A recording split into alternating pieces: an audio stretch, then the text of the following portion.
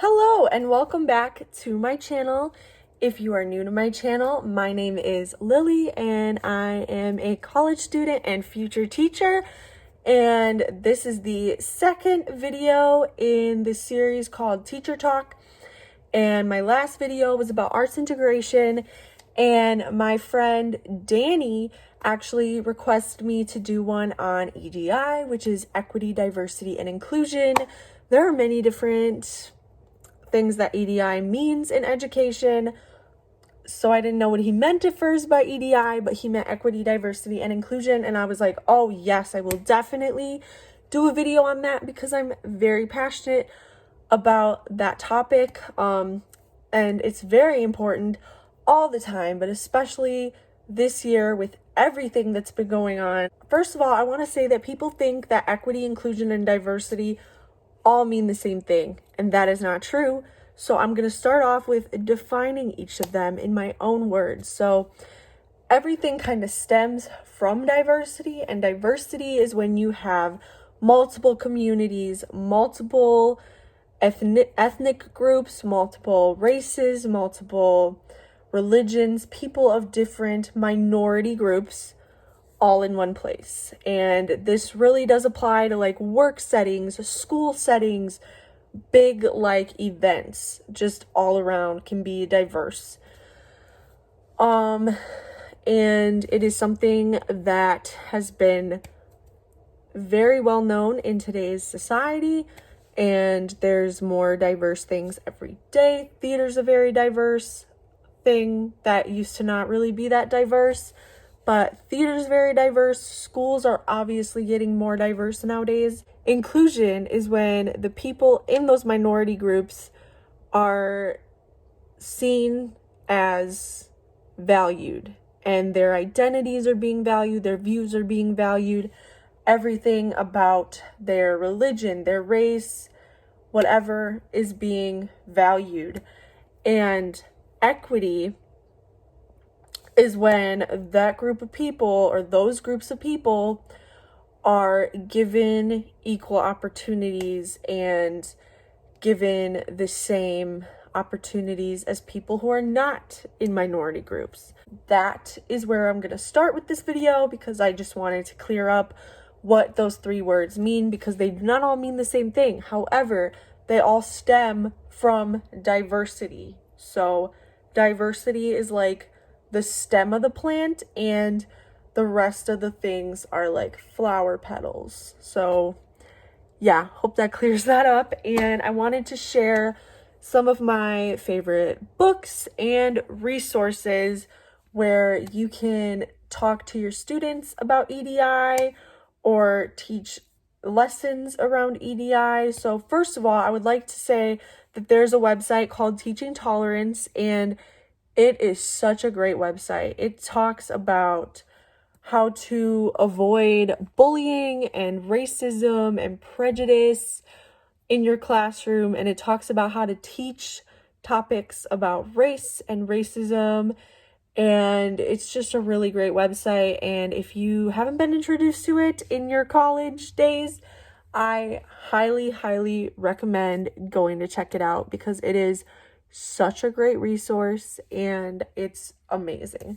So now I'm going to talk to you about all the books I have about diversity. I am trying to get more books with more diverse characters. A lot of my diverse books are like animals, or you'll see in a minute. But I have read a lot of books of diverse characters and like Jewish books. I've read books about the LGBT community, but they were all ones that I've like borrowed from teachers, borrowed from professors. I don't have money to like always be buying books, but they are definitely all on my list to get for my future classroom. First book I want to talk about is this one that I really wanted, and I was like really saving my money to get this book because it's super important.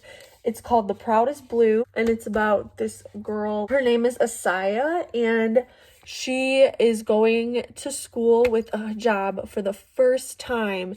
And her hijab is blue, and everybody says, oh yes, that is like your color.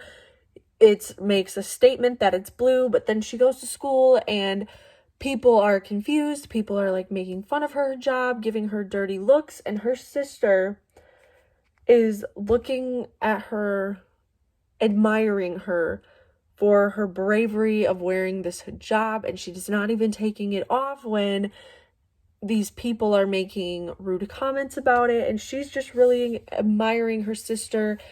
And finally someone says something that really makes Hasiah want to give up her hijab, and then her sister gives her a picture of her in a hijab and says that she's inspiring, and that makes Hasiah want to continue to wear it. And it's just super good, and it really just pulled at my heartstrings when I read it. So this is a really good book, and it's really a good representation of diversity and inclusion, because she felt like an outcast because of her hijab, but her sister made her feel like her differences made her beautiful. And then she just felt like she was more included in the world. And I loved this book, and I definitely recommend this one. Next one I want to talk about is The Box Turtle. I've done this as a read aloud on my second channel, which is Miss Hyder's Reading Corner. I'll link it down below. I haven't done a read aloud on there in a while, but I do have some good ones on there, so go check it out. But this is The Box Turtle, and this is a turtle. He was born without a shell, and he's trying to find his perfect shell. So he finds a box and he uses that as a shell, and he gets made fun of because he doesn't look like all the other turtles. So he goes on a quest to find the perfect shell for him, but none of them seem right. And then he is told that what makes him different makes him unique and special, and he shouldn't feel like an outcast. And then he goes back to his box, and it's so good, and it has kind of the same message as The Proudest Blue, to embrace your differences, and you are who you are, or you are who you are, because that is who you were meant to be. The next one is a super important book. I actually found out about this from a field teacher, and I loved this book so much that I had to get it. It's called The Last Stop on Market Street, and it's about this little boy named CJ, and he is on a bus ride with his grandma, and he is like, well, why don't we have a car? And why do we have to wait in the rain? His grandma says you don't have to have a lot of things to be happy, and you don't have to have a lot of nice things to be a good person, and all this stuff. And he just learns to be happy with what he has, and he learns to kind of look at things in a more beautiful way and embrace the diverse neighborhood that he lives in, which is like a slum part of a city, very urban atmosphere. And he goes to a soup kitchen. So it's really about like equity and inclusion for like social economic statuses. And I don't know, this book is so good because it makes you think about the things that truly are needed to make you happy. This next one is super duper cute and a really good, really good book that I highly recommend. It's Giraffes Can't Dance, and it's about Gerald the giraffe. That is Gerald right there. And he can't dance because of like his long neck and his long legs, and the whole jungle pretty much makes fun of him because he can't dance. And he's talking to the moon one night. But sometimes when you're different, you just need a different song. And I love that. It's like about embracing your differences and realizing how you can do anything you put your mind to. You just do it in a different way sometimes, and that is okay. And I love the inclusion in this book. He wants to be included in the dance, and he just feels like he can't dance, and then he talks to the moon, and the moon tells him, you just need a different song, and then he becomes the best dancer in the whole jungle, and that is just so inspirational to me. The next one is Mr. Wrinkles. I love this book. I got it at the Dollar Tree, and it is seriously one of my favorite books ever to read to children. And it's about Mr. Wrinkles, this elephant. He is going to the water hole one day, and he gets stuck in a hole. And all of his animal friends are trying to get them out, but they're all trying to get him out in different ways. So, like, the birds are trying to, like, fly him out, and the meerkat, I think, is trying to like dig a hole to get him out, and nothing is working. But then they all work together because they all have different values and different attributes that can help him all at the same time, and they all work together as a team to get him out of the hole. And it just is such a good book about embracing your differences, coming together as one, and helping him. And at the end, he talks about how all the animals have different skills and different attributes, and they all helped him equally. And that is just really special. I have some nonfiction books that I want to talk about. The first one is Hidden Figures. If you don't know what this is about, it is about these 4 women. I can't think of all their names, but their first names are Catherine, Dorothy, Mary, and Christine. And they're all women who helped with the space race. They started as human computers, but they were never treated equally because they were African American. And back then, people of color had to eat in separate rooms, had to work in separate rooms. They even had separate bathrooms and things. So until the space race became a really worldwide thing and their work really helped with the space race, they then were treated with more equity and more inclusion. And it's just a really good book, and it kind of tells you how through the years those things changed and they were beginning to be more included in things, and segregation was starting to go away. Next is one of my favorite books ever. It is Malala, A Hero for All.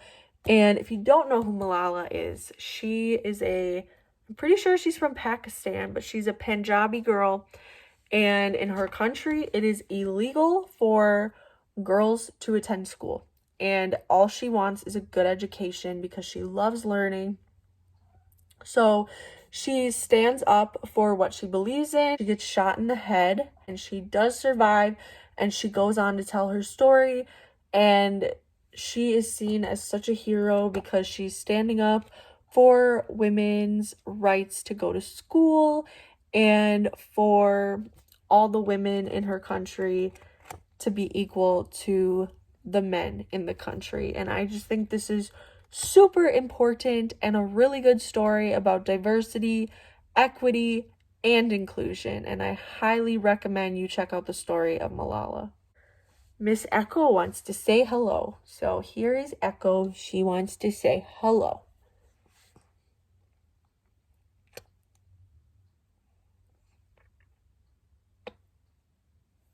I have a very special critter, obviously a little critter book, and it is about this bunny. He's a new student at their school, and they've never seen anyone in a wheelchair before, so they're kind of hesitant at first about becoming the bunny's friend. And then they learn that this bunny actually is really cool, and they start including him in all their games. And even if he has a difficult time learning the games because he has a disadvantage, they don't see it as a disadvantage. They see it as a strength and something else. And I just think that is really important and really, really cool.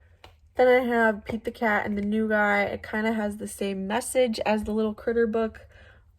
Pete has a new neighbor, and it's a platypus, and they're trying to see what kind of like skills the platypus has. And he can't climb a tree, he can't jump like a frog, he can't do anything that Pete's friends can do, but he can play in a band, and that is how they include him in their activities every day. And it's just a really good story about finding who you are and embracing it. Then I have We're All Wonders. This, obviously, if you know me, you know Wonder is like my favorite book ever. I love anything that has to do with wonder, and this is like the child version, like the children's book version of the novel of Wonder. And if you don't know what Wonder is about, it's about this kid named Augie, and he has a facial deformity, and he is trying to make friends, and he goes to public school for the first time, and people look at him so weird because he's always wearing like a space helmet to feel more secure about himself, to not feel so weird and different. And he meets people that don't judge him for what he looks like, but like him, I should say, for who he is on the inside. And it's all about finding like equity and inclusion, and it's just so good. And if you haven't read Wonder or seen the movie, I definitely recommend. Then I have this Elephant and Piggy book called I Really Like Slop, and this is probably, ow, she just bit my knee, guys. This is my favorite Elephant and Piggy book. It talks about piggy culture, because in Piggy's culture, eating slop is like this big thing, and he loves slop, and he wants Piggy wants Gerald the elephant to try slop, and Gerald is like, no way, I don't want anything to do with that. And then Piggy gets really sad, and then Piggy starts to cry, and Gerald's like, okay, I'll try it, but I'm not gonna like it. And Gerald takes like one teeny tiny bite, and he decides he doesn't like it, but he's glad he tried it because Piggy's his best friend, and he knows that it was important to Piggy that he tried it. And it's just a really, really important book because it is about a different culture, and it's about embracing the different culture, making them feel like they're valued. So it has that inclusion and that equity aspect that I love. And so this one's about Helen Keller, who we all know was like, she was deaf and blind, and she struggled through life, and then she finally figured out how to embrace her disabilities to do other things, and she became one of the most influential people, and she has a really great story. And this book really does highlight the influential things she did throughout her life, and it really talks about her equity and how it was really important that people like her knew that they had a voice, and I think that is super special. The last two books are both about Misty Copeland. I didn't know I bought two books about Misty Copeland, but it's okay, they're two different reading levels. But I love Misty Copeland, and her story is really influential. She was the first African American principal dancer in the New York City Ballet, and she had a really hard time growing up. She was poor, and she often had to be the one that took care of her siblings, and then she discovered that she loved dancing. So her mom put her in ballet, and then she pretty much spent all day and all night there. So then she went to the ballet school, but then her mom couldn't afford it, but she got a grant and a scholarship to go there. And then she had a really hard time because people were being racist towards her, telling her that she would never be anything big because of her skin color. And it just goes on to talk about how she succeeded a lot, and she became the first African American principal dancer, and she won a bunch of awards, and really influential person. Now I'm going to do some honorable mentions that I don't own, but I've done studies on, or I've read to groups of children. So the ones I really want to talk about, first is Pride, and it is the story about the LGBT flag, how the Pride flag came to be, and the story of the man who created the Pride flag. Super good book. Highly recommend. Just so good. And I think talking about LGBT to younger kids is really, really important because they might have family members who are in the community. They might figure out that they're in that community. But if you never introduce children to that, they're not going to feel like they're included or that their family members are included. And that's not okay.